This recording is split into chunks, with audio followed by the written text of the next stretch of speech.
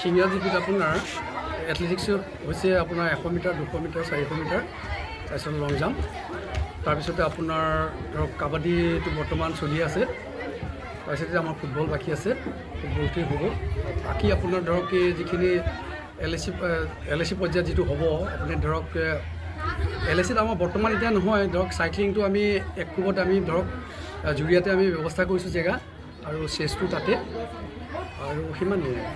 হয় যিহেতু বহু দৰিদ্ৰ গাঁও অঞ্চলত ল'ৰা ছোৱালীবোৰ থাকে